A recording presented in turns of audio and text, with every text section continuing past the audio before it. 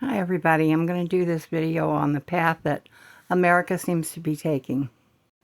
The United States is moving along a path that is fundamentally redefining our economy, our foreign policy, and what it means to be an American citizen.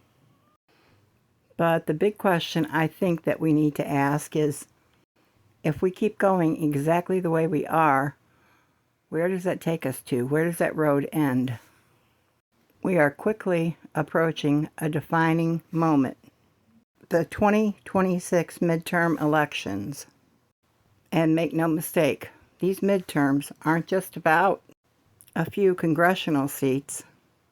The midterms, in my opinion, are a massive checkpoint for the United States. It's the moment when the public gets to decide, is this current direction taking us to who we really are or who we want to be? Or does it require a course correction? What do we think is next for the USA? Let me start with how America projects itself on the global stage.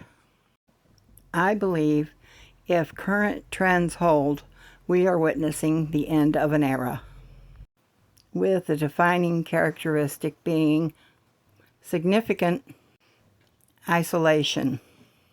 When we talk about progressing the way we are, this is what I believe that looks like. This administration's shift toward unilateralism, which, in my opinion, makes the world a more dangerous place, because it breaks down the safety net of global cooperation, making it much harder to solve big problems like pandemics, climate change. Both are real things. Or large-scale wars. I'm talking about the systemic withdrawal from international agreements, causing the USA to remove almost all international cooperation. The 66 major organizations we've stepped back from, which I did a previous video on, but it includes health and climate protocols and signals a permanent shift. It's not a pause, it's a new doctrine.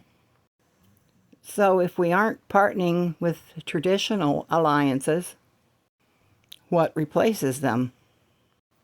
The answer is, I believe, a focus on transactional relationships. And we see this strategy in motion. Seems military and diplomatic support are now strictly linked to, aren't traditional allies, but hit specific transactional targets. So it'd be like being a part of the give and take of a family versus paying someone to help you with stuff or do stuff for you. The new strategic goal seems to be building alliances with certain countries that align with this transactional worldview and keeping the rest of the world at arm's length. This is a profound restructuring of global power.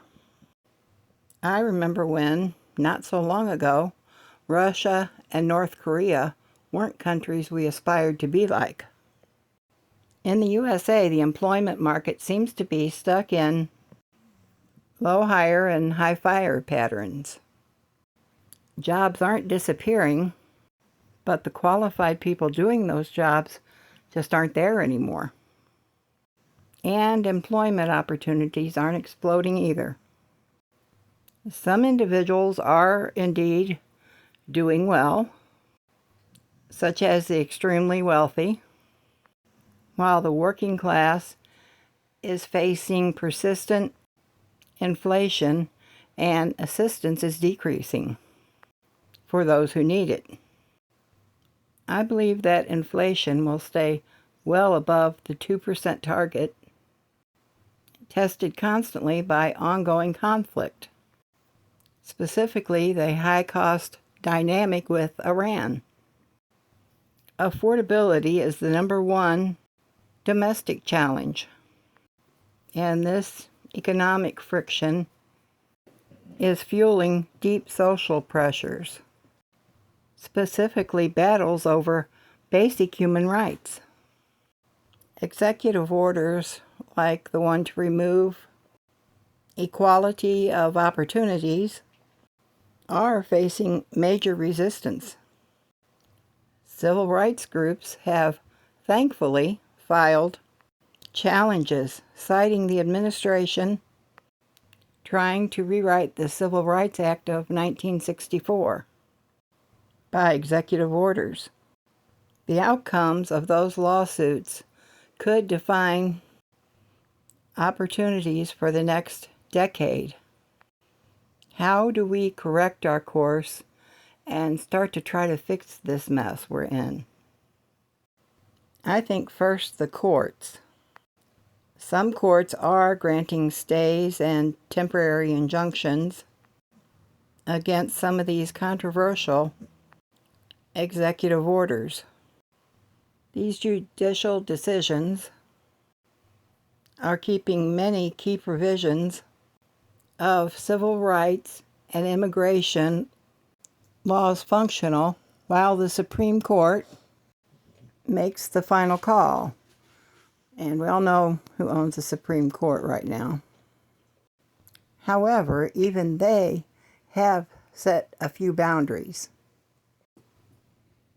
And next, in my opinion, the most powerful correction is the one that happens at the ballot box. This November, the midterms.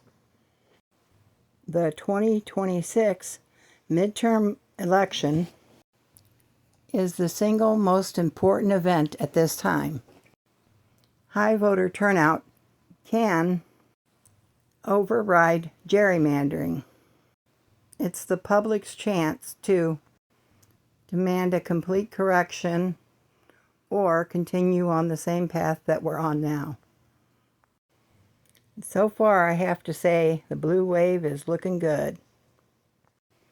So let's all do our thoughts and prayers and make it to vote in November. Thank you guys so much for stopping by and listening to my video. I truly do appreciate it.